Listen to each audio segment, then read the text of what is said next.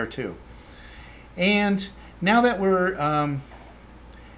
we've shown all that, I have one last thing I'm going to show you, and this kind of shows you how everything I've shown you today comes together.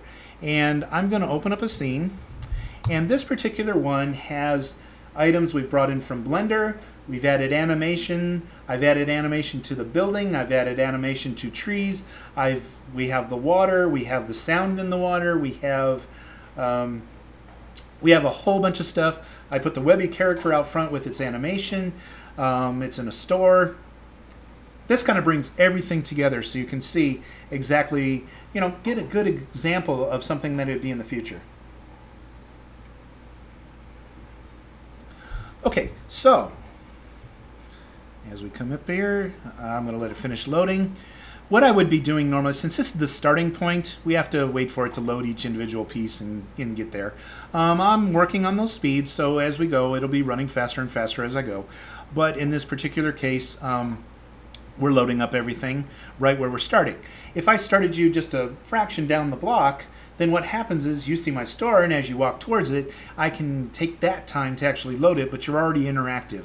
So that's kind of a little bit of the principles behind doing it this way. The other thing that I haven't done yet that I plan to do is the building itself is all one, and then some objects inside are another piece, but I can actually set it up where we can split what comes in from Blender and load different meshes from within the Blender object at different load zones. So technical, it's getting into the future. Don't worry about that just yet, but since we just talked about load zones, I wanted to mention that we are going to be able to break that up and load different pieces from different distances. So you can have it do exactly what you want it to at different times.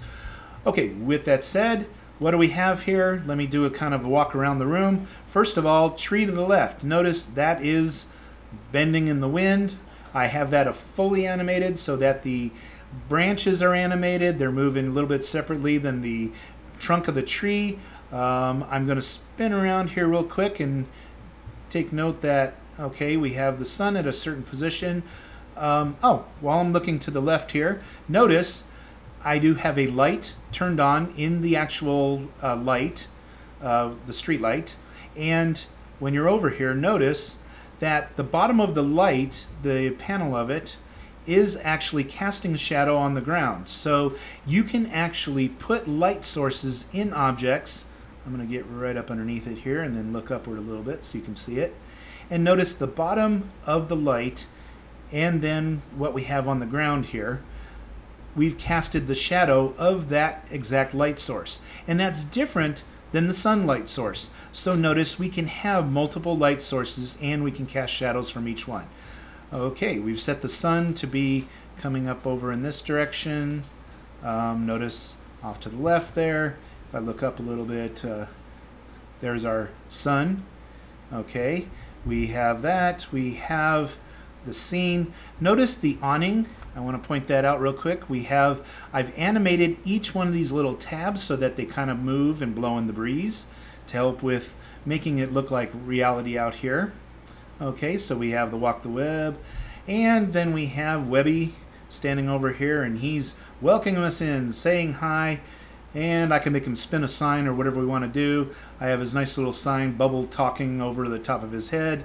But we can create anything that your imagination will let you do in Blender. You can export to here and animate. So don't judge it by my quality of what I can do. Judge it by your quality of what you know how to do or others can do. Okay, notice it opened the doors as I walk through, so it does have a load zone. When I walk inside, I have a moving ceiling fan. So we're spinning up on the top there. We can walk around. We can look at different products on the shelves. Notice I built some objects. One of the things is I built a 3D pair of glasses. I also built a smaller version of that on this actual piece here. This is one where it is interactive, so you can say read more and it will pop open the page here. And it goes to my website and shows you that product right out of my store. Yes, 3 pairs for $5. Yay, woo woo woo. You can get your 3D glasses. And notice once you get your 3D glasses, you come over here, you click on the little gear, and instead of 2D view, the first thing you can do is 3D glasses, and everything splits into 3D so that you can watch it in 3D and walk around and view it in 3D. So poor boy's 3D glasses, and yeah, that's what I use. Okay, so you can also use it for, notice in here, we can also go to a VR headset and VR headset with gamepad. We'll add additional ones as we test them out, but that's thank you to Babylon. They've already done that work for us. The other thing is, notice this one did not have the picture and top. We just used the title, price, and the read more and add to cart. Over here, we have the read more and add to cart, but we also have this other section where it'll show you the short description.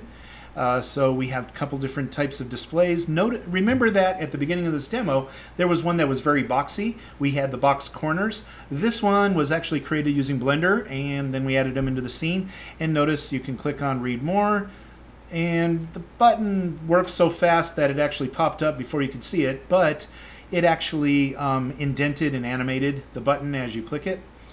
Okay, and here we are with our 3D glasses once again. People can click here and add them to their shopping cart, or you can go and you can click the add to cart button here, which will not only open the window, but it will also add it to the shopping cart. So we've cut out the middleman. We've actually shopped on our regular website using 3D to get there. Woot, woot, woot, woot, woot. No. Just check and see how many people are awake. Yes, do I still have you with me? No. It's all good. It's all good. I know it's afternoon. You already had your lunch. You're ready for a nice nap. And we're getting there soon. Okay, so as you can see, I've built this place using Blender. It has a lot of options. You can walk around in here. You can there's a back door. You can work the counters. You can, there's a lot of stuff we can do once we get to this point. And finally, what we're gonna do is we're gonna try one last thing and see if he wants to play nice with us today or not. Whoops. I'm going to change the view to self camera just because I want to see the guy in the store. Look, he's in the store. Yay, yay, yay. Okay, I'm going to come over here and we're going to play an animation. And let's see, what ones do we have? Well, first of all, we're going to do the victory dance. So we hold down our mouse button on that, and yes, yes, yes, we got the victory. Yes, it works. Okay, and then finally we have the snake dance. Yeah, yeah, yeah. Woo, woo, woo. Oh, the chicken dance. Okay, this one's the chicken dance. He's happy because the whole demo worked and we did it. And you can also select your own animations just by clicking there. Remember where we were at the beginning of this demo. Okay, so what do you think, everyone? Thumbs up. Yay. In fact, okay.